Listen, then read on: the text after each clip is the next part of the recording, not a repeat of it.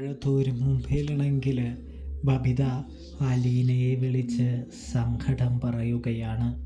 അമ്മ തങ്ങളെ തല്ലി പിരിക്കാനായിട്ട് നോക്കിക്കൊണ്ടിരിക്കുകയാണ്.